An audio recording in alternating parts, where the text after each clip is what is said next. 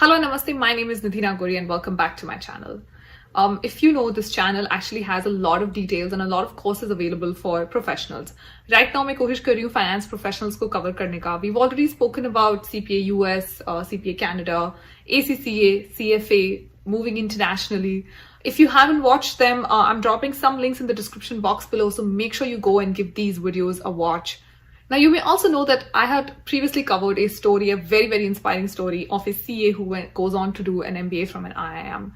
Today's story is also about getting into the top B schools in India, but ये story थोड़ी सी अलग है because जितना मुझे इस story ने touch किया है और motivate किया है और inspire किया है, this has hardly happened on my own channel. यही रीजन है कि I am dividing this interaction into 2 pieces क्योंकि मैं चाहती हूँ you get the best out of it.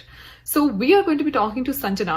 Now Sanjana has a very very unique and inspiring and motivating story because Sanjana is someone who didn't do well when she wrote CAT in 2017. And from there, she goes on to write CAT in 2019 and gets admits from the top 3 IIMs, IIM-A-B-C, Bangalore, Calcutta. Not only this, she gets 100% conversion from every college that she interviews for. So what really changed? What made this failure to success story real? Janenge sab Sanjana se. Before that, do not forget to like, share and subscribe this video. If you like this video, make sure you give it a big thumbs up. और सारे BTS के लिए do not forget to follow me on Instagram. इसी के साथ आगे चलते हैं संजना की जर्नी में. Let's go straight into it.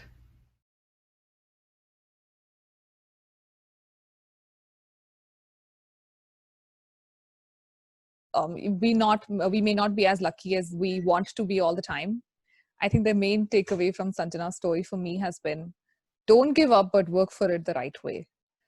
So thank you so much, Sanjana. I know it takes a lot of strength to be on a public platform and to share your journey. So thank you so much for doing it. And first of all, big congratulations. You've basically barged into Nidhi.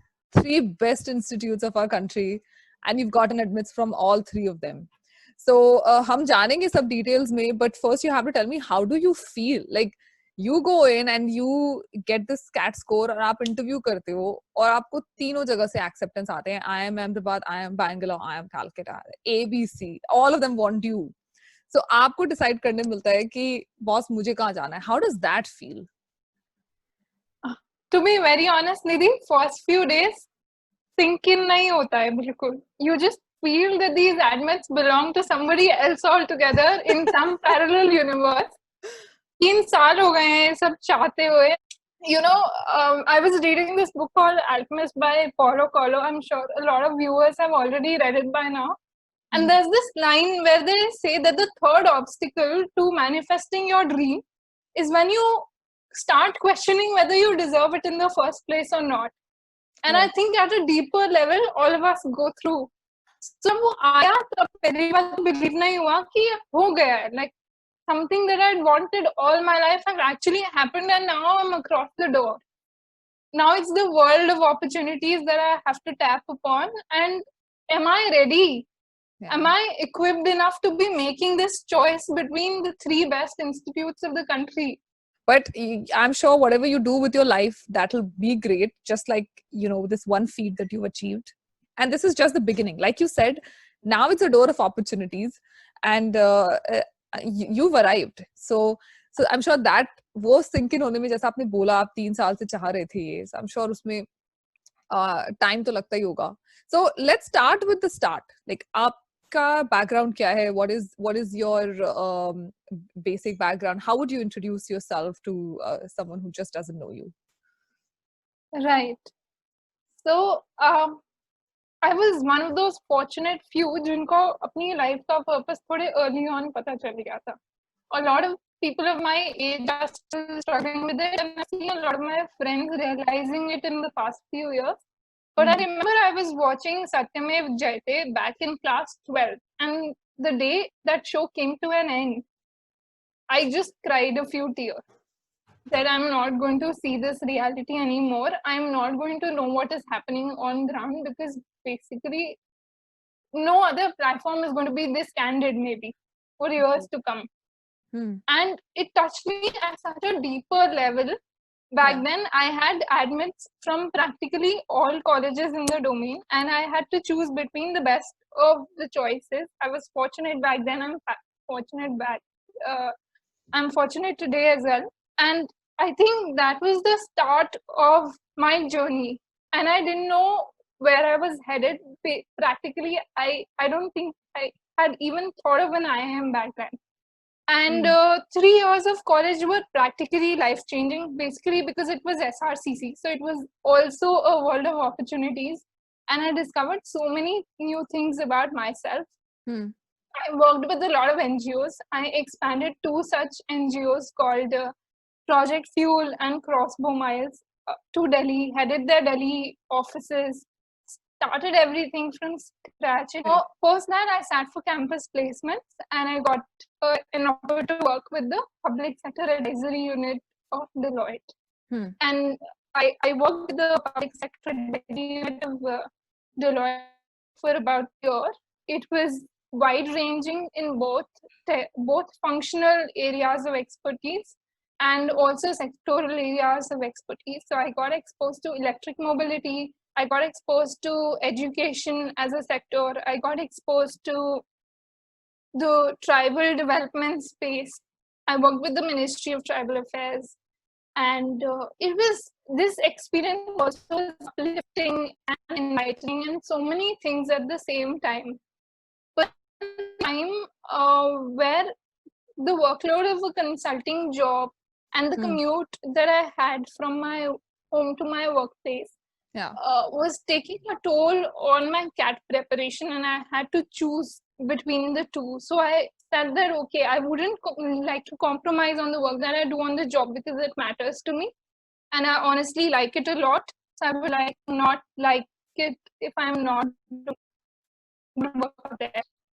And I chose to put in my papers August beginning, and I chose to prepare for CAT. And fortunately, things worked out thereafter. And here I am today with admits from all IIMs of the country.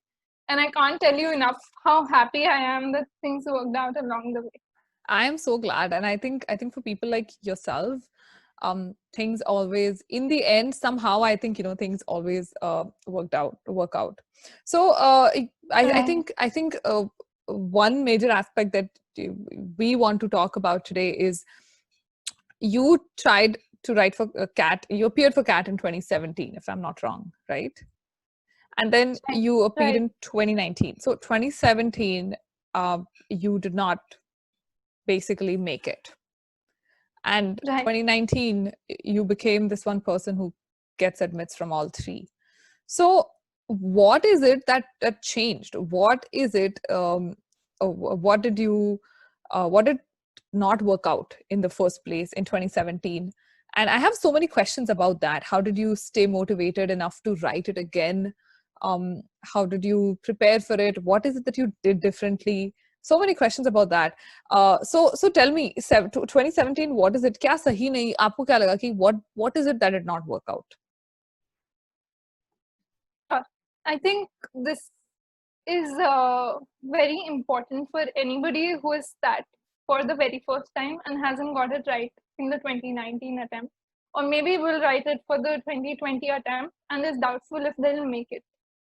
So a lot of us, when we're back in college, in the final year of college, I was in SRCC, so the competition was just another level. Everybody was doing everything, and they were writing GRE, GMAT, sitting for placements, bagging all the admits, and thinking of having it all in their back.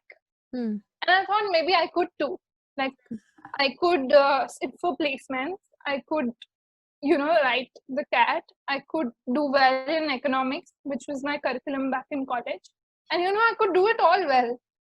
What we sometimes don't realize is that maybe we're undermining our potential too much. This need to do it all came from a place that maybe the placement would go wrong. Maybe CAT would go wrong. Maybe my curriculum, maybe I wouldn't be able to score as much in my curriculum. So maybe I should do it all to diversify my investment and risk कम हो जाएगा. कहीं एक जगह भी fail होंगे तो बाकी दोनों जगह ठीक करके Right. हम आगे बढ़ जाएंगे. But the point is that you need a lot of focus and conviction to, bag the best opportunity sometimes. And I think CAT is one of those. A lot of people manage to do it all, but a lot of us don't manage the same as well. Right. We get bogged down by the same kind of peer pressure and we try to have it all, but all we need to have is a lot of faith in our capability and say, okay, I'm going to sit for CAT and I'm going to do it so well that it works out eventually. I'm not going to let any kind of self-doubt hamper my progress in the process. So majorly, I think it was about self-doubt back then. Yeah. In my last attempt, I knew how to burn the bridges. I knew how to quit my well-paying job and a job that I loved. I was working with the government. I was working with ministries. I was working with multilateral organizations. There was practically nothing more that I could have asked from a beginner, from an entry-level job. And it was a front-end job, which not many people from my college got. Yeah. So I think in my last attempt, I knew how to burn the bridges and how to have more faith in myself. While in the first one, I just doubted all of that. And I thought, okay, let's sit for placements also, because what if that doesn't work out? Kuch to hona chahiye haath mein. Like I shouldn't be out of options at the end of the third year. What I didn't realize back then was that after sitting for CAT, there is a 6-month time that you have on your plate before exiting college. And those 6 months are enough to sit for n number of placements, to sit for those. And those 6 months are enough to look for a backup option. And you mentioned a very important point of cost benefit analysis. And had you not made it again in 2019, do you see yourself writing it again in 2020, again in 2021, basically writing it until you make it? Do you see yourself doing that, or do you think cost benefit analysis or like prioritizing what is important in life is actually a big part of being a good professional? How do you look at these things? So I honestly feel that if you don't make it in your first attempt, it's not the end of the world, and there are more attempts that you can go for. But this choice of how many more exactly is also something that you have to think for yourself. So honestly, the kind of background that I come from and the place where I am professionally, I would have liked to go for another master's this year. I already had one master's admit that I left while quitting my job. So this is another important aspect that I would like people to be aware of, that before you quitting your job for this exam, just know that do you have some sound backup that you could fall back upon, just in case this attempt doesn't work out.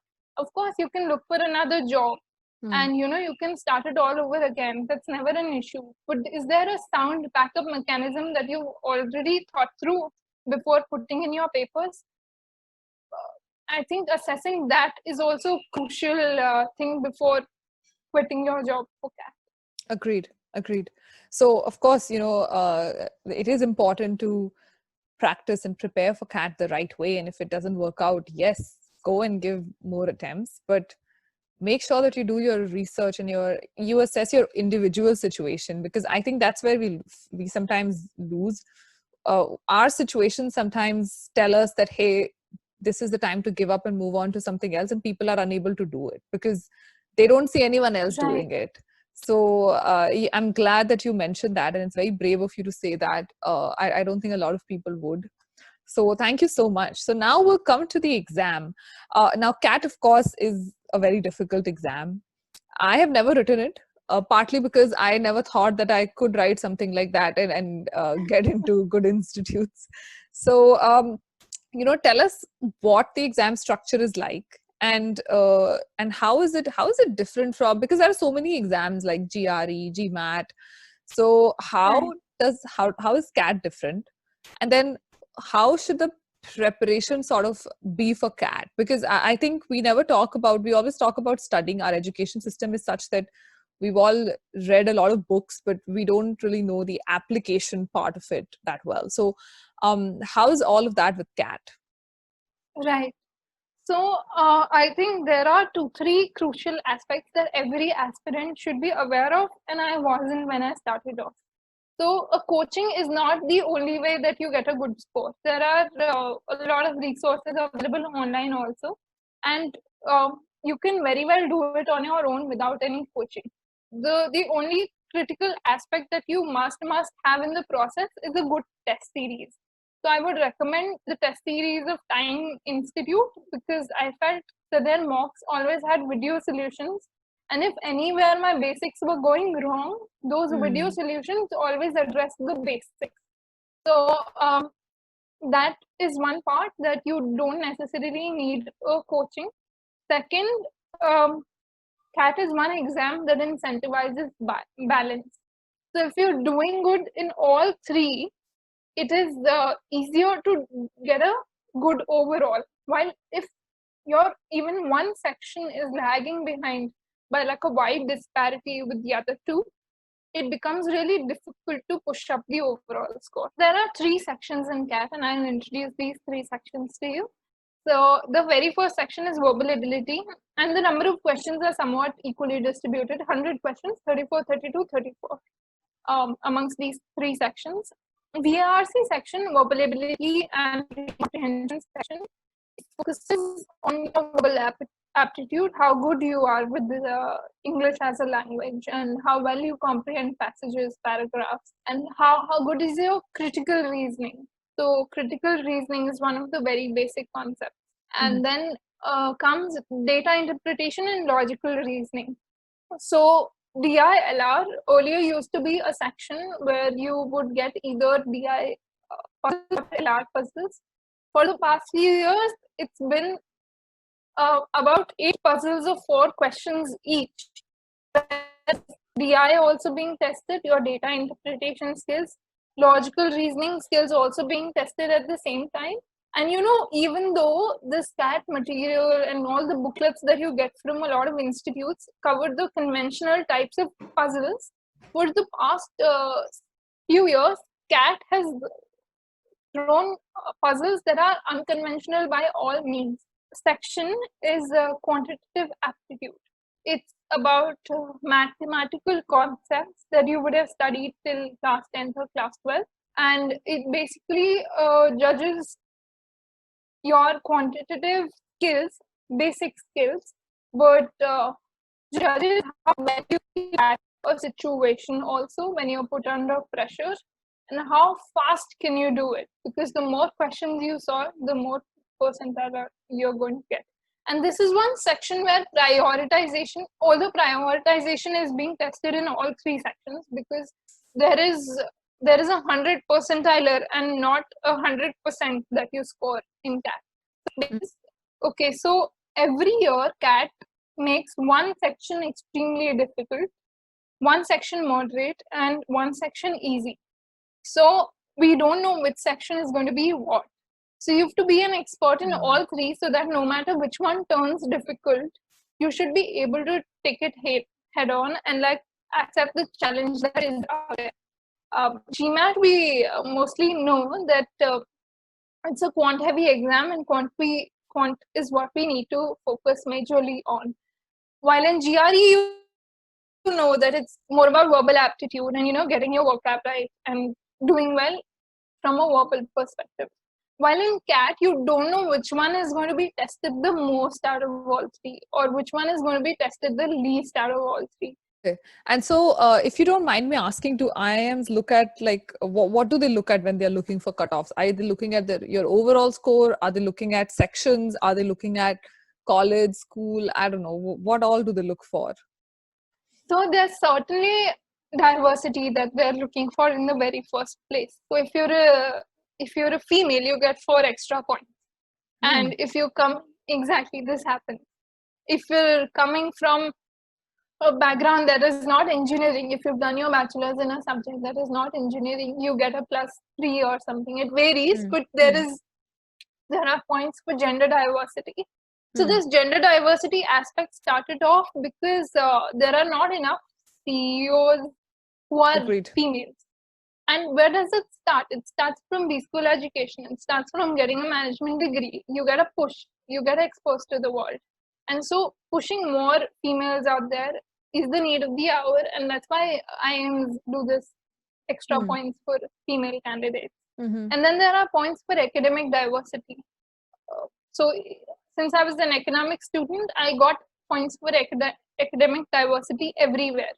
Any engineer is not going to get points for academic diversity because Right. the majority of the crowd comes from an engineering background. Engineers have a very good quantitative aptitude, which makes the DILR section also relatively easier for them to crack.